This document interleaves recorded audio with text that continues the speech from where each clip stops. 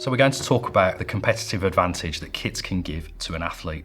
Obviously, we know that at an elite level of sport, incremental gains are vastly important, and you'll hear it talked about a lot. Whichever brand you work for, particularly the big guys, always look to develop product that can help athletes gain an advantage. Nike have got an incredible lab set up in Beaverton where they can monitor athletes' footprints on a running track, they can measure aerodynamics. So there's a lot that can go into the design of a kit, even though it doesn't always, depending on the brand that you're working for or the level of team that you're working with. So during my time at Puma, there were a number of products that kind of incorporated some of that thinking. So although I didn't work directly on this product, the Cameroon sleeveless shirt was obviously one that was hugely important at the time, although sadly it did get banned by FIFA. There was nothing in the rules that said shirts had to have sleeves until Puma did a Cameroon shirt with no sleeves. This shirt was designed as a response to shirt pulling being a really big issue within football at the time, hindering the players that were in possession of the ball as they were being pulled back by defensive players. So the idea was to create something that was skin tight, was difficult to pull, and having no sleeves was a response to that. So the evolution of that as an idea, although it had been banned, was to move across to creating something which again was not against the rules at the time that we did it, but was against the rules by the time that we'd finished. And so that was the famous all-in-one kit, which was banned even more quickly than the sleeveless shirt. So this one led to a huge uproar. There was a points deduction for Cameroon from their World Cup qualifying campaign. Puma took FIFA to the Court of Arbitration for Sport to get those points and the fines returned, and were able to put a positive marketing spin on what was done with it. But the clear competitive advantage here was to have something that was incredibly skin tight. There was no shirt flailing around in the background because of it being part of the shorts. Something that you may not have seen when the athletes were wearing the product was that there is a skin tight inner short as well as the outer short. I've just been distracted there because I've never noticed that it had got a fly in it before, but I guess it makes a lot of sense. So we should keep that in because there's definitely a competitive advantage to being able to use the toilet. So there's a skin tight undershort as well, and this is where athlete insight becomes really important, because to make a human more aerodynamic and therefore able to run faster, something completely skin tight is absolutely perfect. But obviously we then have to think about the environment that competition is taking place in. So for Usain Bolt, for instance, to wear something that's completely skin tight and run in the Olympics is okay, he's fine with that, but there are no opposition supporters at an Olympics. Whereas for a footballer to walk out at an away game wearing something that's skin tight, potentially somewhat revealing, modesty issues can come into play, and opposition fans can affect the psychology of the athlete. So the outer short was put on there purely for modesty purposes, really, and to help cover the athletes up. From an artistic perspective, we built a lot into the concept. For instance, wanting ventilation on the product. So we were inspired by Cameroon being the indomitable lions and had these lion claw marks on the side so that as the athletes stretched, it reveals the mesh that's almost in the colour of injuries, I guess, if they've been attacked by the lion. And then we used quite a high-piled flock to create a furry effect on the Puma cats that were on here. So from a conceptual perspective, it was a really interesting garment, but it was all based on the notion of competitive advantage.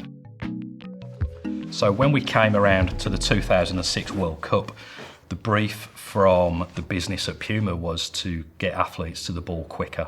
So there were a number of ways that we could do that. We looked into them and figured out which should take the priority, and it kind of turned out that they all did. So we looked at lightweight, we looked at the weight of a shirt at the end of a game, not just at the beginning when it's wet. We looked at how much moisture the shirt could hold. We looked at aerodynamics. We thought about the psychology, the pride of wearing a shirt. There was a lot to take into account. And so we ended up creating this concept, which was almost a shirt that was designed backwards. So the back of the collar is lower than the front.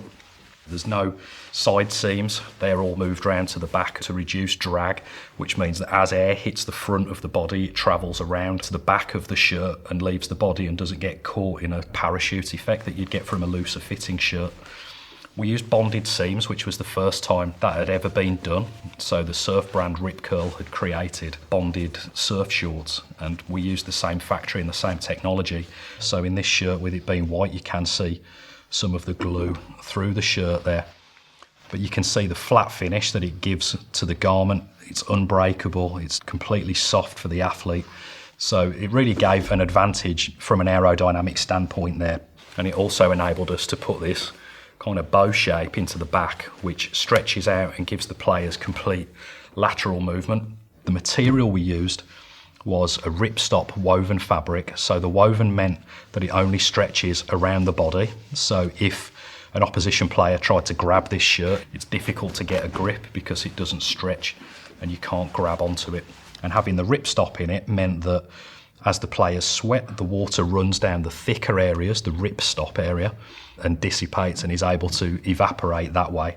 And it also meant that there was a higher tensile strength to the material, so it was much more difficult to just rip the fabric in general. So when we were thinking about speed and aerodynamics, it would have been probably sensible, I guess, to have done something that was really skin tight, just like we did for Cameroon. But we had to think about the psychology of the athletes too. The Cameroon kits were made just for the Cameroon players. We knew the physiques that the players had got. We knew how proud they were to show off those physiques. So putting them in something that was more adventurous and more skin tight was no problem. With the concept that we had for the World Cup, we knew that that would be going across a multitude of teams. So for instance, the Czech Republic had Tomas Rosický, who wasn't an especially tall guy, but was also very slim. And then they also had Jan Koller, who was around 2 meters tall and was a very slim guy. So two athletes who wouldn't really look great in skin-tight products, and therefore any potential performance advantage that you would gain if you were to measure it in lab conditions could potentially be lost by the psychology of the athlete. So we worked around finding the optimum fit that would still give an aerodynamic advantage, but without impacting the psychology of the players. We tested this in a low-velocity wind tunnel at a university in Germany and found that over a 30-metre sprint, an athlete wearing the Puma kit would get to the ball 80 centimetres ahead of any of the other kits that were at the 2006 World Cup. So from a performance perspective, it gave us a really strong competitive advantage and a compelling story to be able to tell the federations and clubs that were going to be wearing this kit. The downside to having such a performance solution was that it was the right answer. So whereas many teams going to the World Cup would prefer to have their own individual kit, with this, it was the fastest kit in the world. So it was what it was. It was something that we had to then go in and sell that to the teams. So the way we approached that was to incorporate a print which didn't impact the performance of the shirt, but gave each country its own separate identity. And we'll be talking about the importance of club identities in another lesson as part of this section of the course. So we'll leave it here in terms of competitive advantage, just to say it's really important that you think about the athletes, think about their psychology, think about where they're showing up wearing the product, and what can you do to help them get those marginal gains that can be the difference between being onside in a VAR call and being marginally offside and the goal being disallowed.